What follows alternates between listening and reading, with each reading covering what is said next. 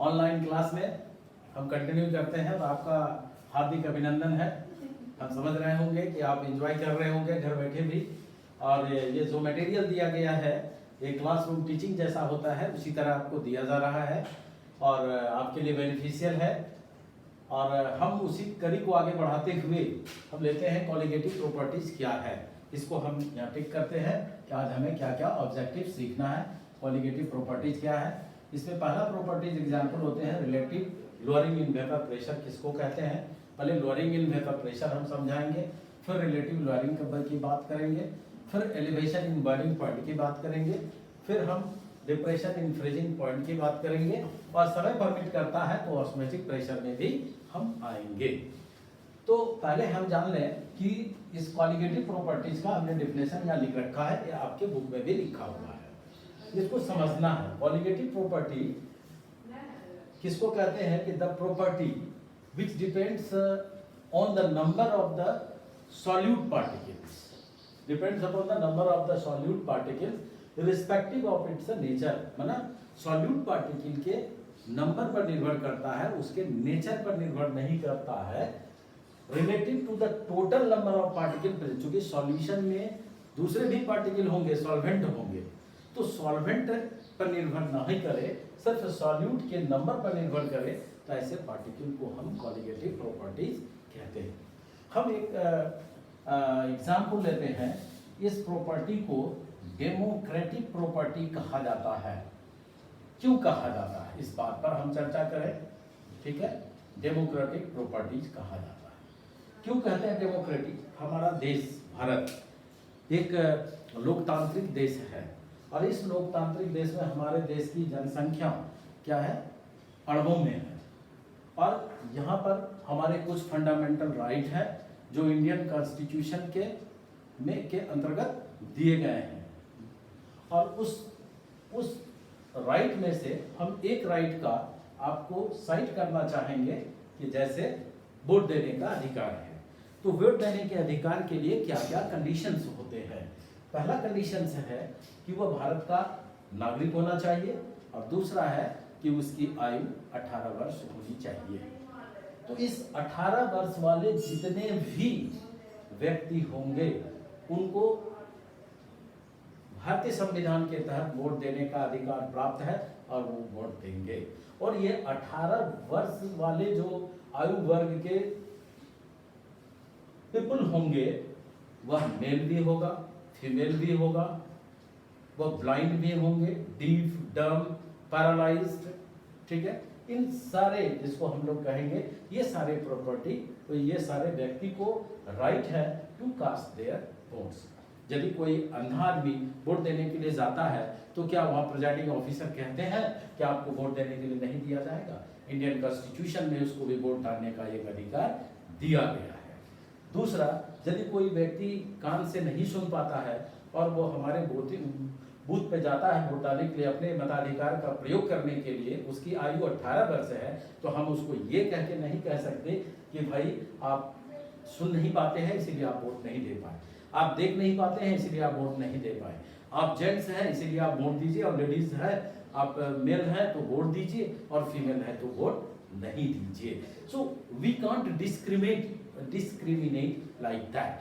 So this is called the democratic property.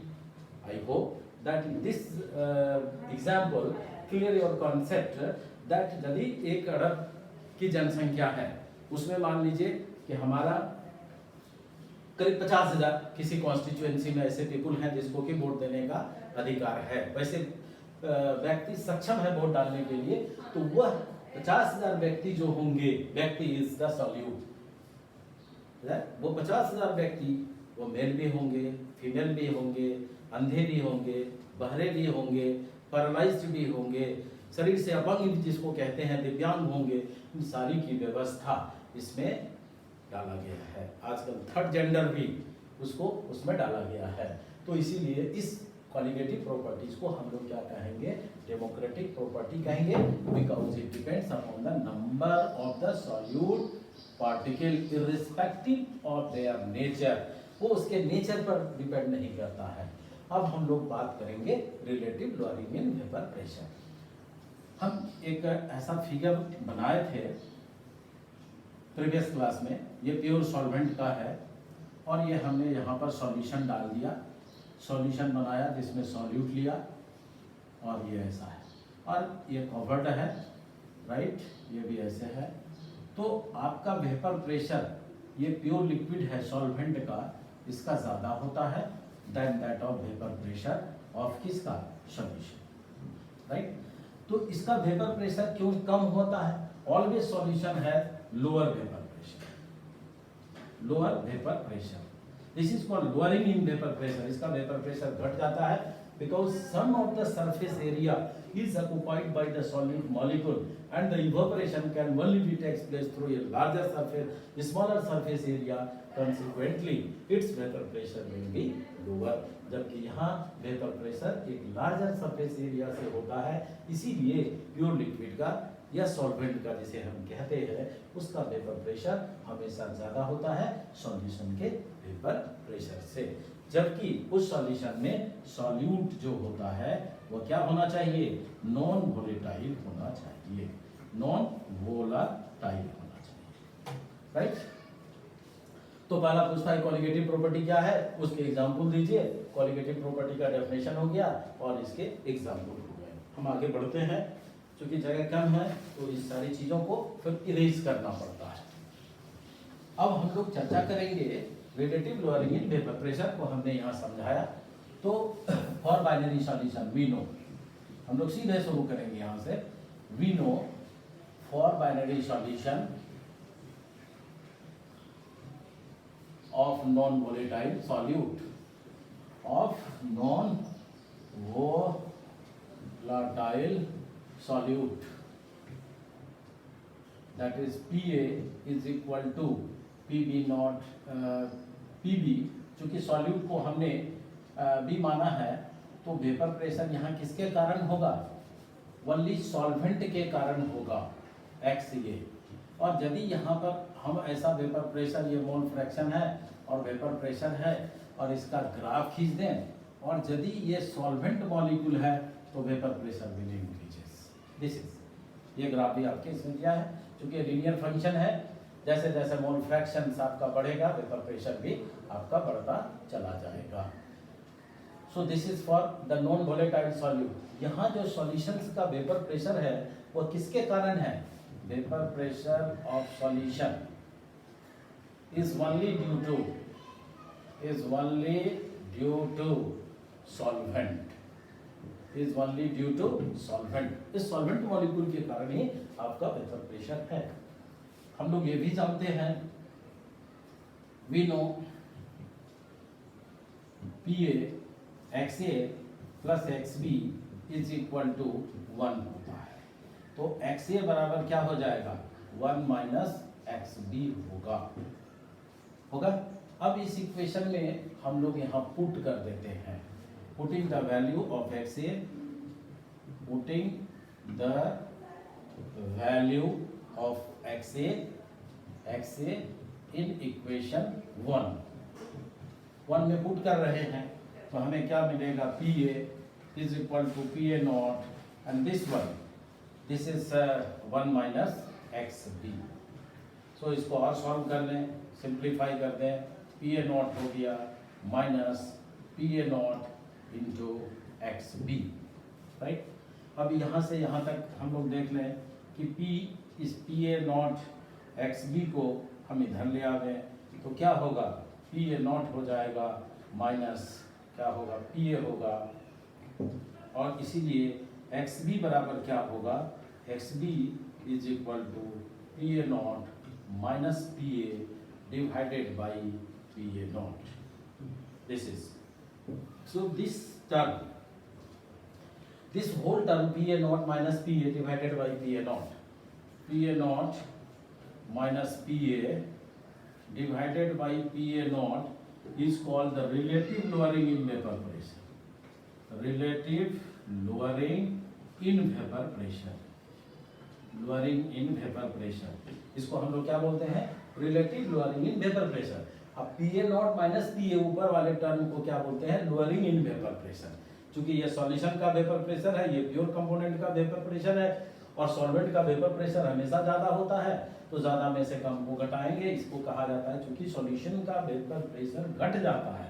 क्यों घटता है उसका कारण आपको मैंने कई बार एक्सप्लेन कर दिया कि because here the evaporation takes place through a smaller surface area, इसीलिए इसका वेपर प्रेशर क्या हो जाता है, घटता है।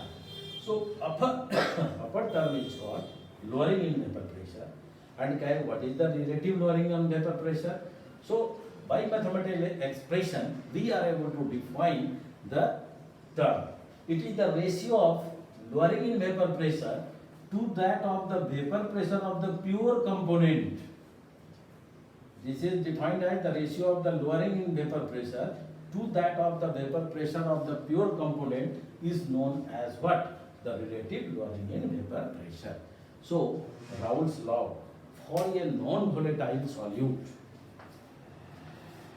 so the Raoult's law for a non-volatile solute can now be defined as how? This is, see here, the relative lowering in vapor pressure is equal to the mole fractions of the solute present in the solution. This is the another statement of the Raoult's law of binary solution having the non-volatile solute. So the statement, this is the Raoult's law for a non-volatile solute or binary solution can be defined as the relative lowering in vapor pressure is equal to the mole fractions of the solute. Mind it here, is equal to the mole fractions of the solute. Now what is the application? Let us proceed. Determination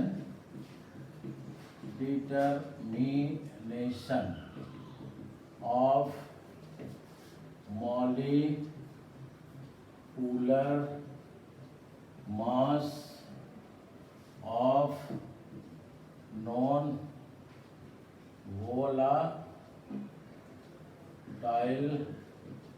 solute by relative lowering in vapor pressure,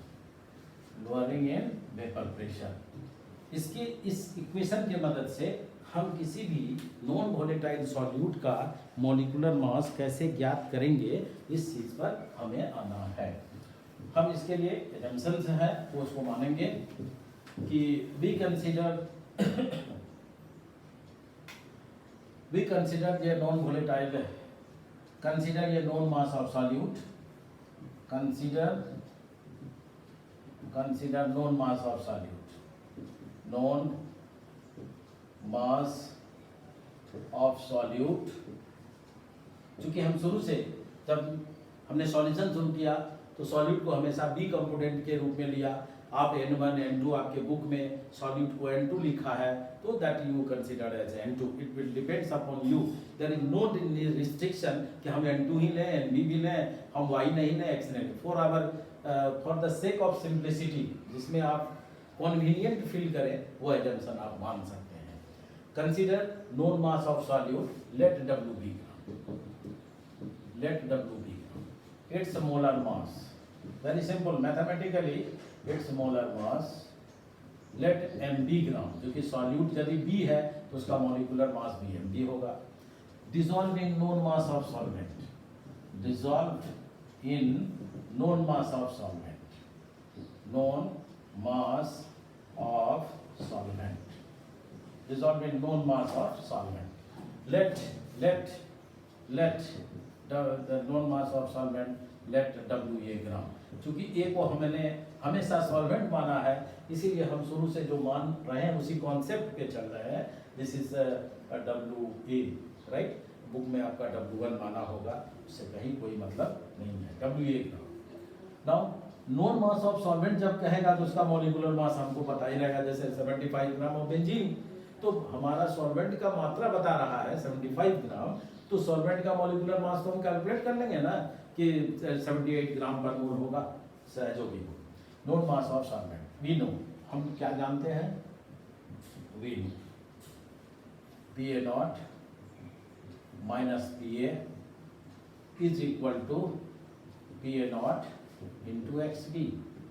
This XB is equal to NB by NA plus NB, right? Now this is NB, N is the number of moles, and moles so many times I have used this term, how we calculate the moles, weight by molecular weight. So this term, this is NB and by NA for dilute solution, for dilute solution, for dilute solution. NB is very very small in comparison to NA. So the term NB in the denominator can be neglected, right? The condition is for very dilute solution. So sometimes the students get confused when we neglect it, and in the book sometimes it is not neglected. So it creates a great confusion. So I will give the another equation after that. There is no need of, there will be no matter of confusion. Now for the sake of simplicity, it is the standard that if 4% or 5% is given, the 4% of the sugar or 4% or 5% of the ethylene glycol, etc., is dissolved in a solvent, it means to say that is it is assumed to be the dilute solution. So the approximation is 4 to 5. So it is neglected, so it comes to be NB by NA. Now we write here PA naught, PA divided by. So now we erase it.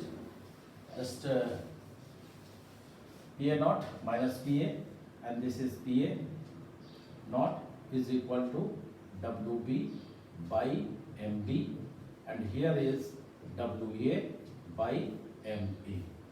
Am I right? यहाँ तक लिख सकते हैं WA by MA. Now this can be written as in more simplified form, weight WB, that is weight of the solute, it is known, that is MB, then it goes up, this is MA and this is WA. So we have to find out what MB. Therefore MB can be written as WB into MA by, this is WA PA naught minus PA by PA naught. So you will tell me. So there is a numerical on that this formula. So if the relative lowering in vapor pressure is known, and with the help of relative lowering in vapor pressure, provided the mass of the solute is known, mass of the solvent is known. If mass is known, जैसे 75 gram of benzene, it means benzene's molecular mass already be calculated, because solvent is known, its molecular mass is calculated. Putting the value of WB, that is weight of the solute, and the mass of the solvent, molecular mass of the solvent, the relative lowering in vapor pressure, and this that is MB can easily be calculated, right? So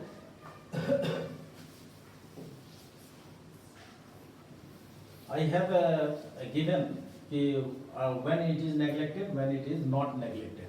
If I write this side, now we take it, what will happen for any solution, for any type of solution, वो कितना percent dilute है इससे मतलब नहीं. PA naught minus PA is equal to what we write here, this is PA naught, then we write here XB, and this XB is equal to NB by NA plus NB, this is the mole fractions. Now just we revert it, PA naught, this is PA naught minus PA is equal to NA plus NB divided by NB. Now you solve it.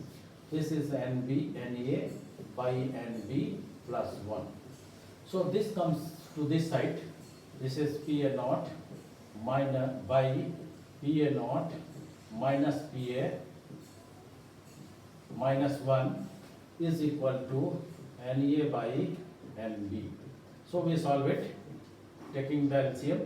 This is minus and this is Pa naught minus Pa. So this is equal to Pa naught minus Pa, and this is equal to Na by Nb. Now if we will solve it, this term will cancel out. This is Pa naught minus Pa naught. This is Pa naught minus Pa. It is correct. This is Pa naught and minus minus plus. This is Pa, and here is Pa naught minus Pa, and this is equal to what? That is Na, and this is Nb. So this one is cancelled out. Now what will happen? Now it will again revert back. So this is written as Pa naught minus Pa, and this one is Pa is equal to Nb by Na. Now we put it here, that is Wb by Mb and Wa by Ma. So what is the difference in these two expressions? We can compare it very easily. Sometimes the student get confused कि sir इसमें कितना percent है, किताब में neglect कर दिया, हमको कैसे पता चलेगा कि ये हम कभी नेगलेक्ट करेंगे कभी नहीं करेंगे। तो मैंने आपको एक आइडिया दिया, यदि 4 to 5% कहता है तो आप डाइल्यूट मार के नेगलेक्ट कर सकते हैं। डिनोमिनेटर में से किस पार्ट को? एनबी को कर सकते हैं। यदि आपको ये कंफ्यूजन अराइज करता है तो you modified this equation, use this equation, the result from this calculation by using this calculation or by using this calculation, the molecular mass calculated by using that formula and the molecular mass calculated by using that formula will remain the same. So there is only difference, you remember it. Here there is a Pa naught, here there is no Pa naught, but the result will remain the same. So this is in order to avoid any confusion for any types of the solution, whether it is dilute or not. So by that concept we are able to calculate the molecular mass of the solute, right? So if you now we take another topic, right?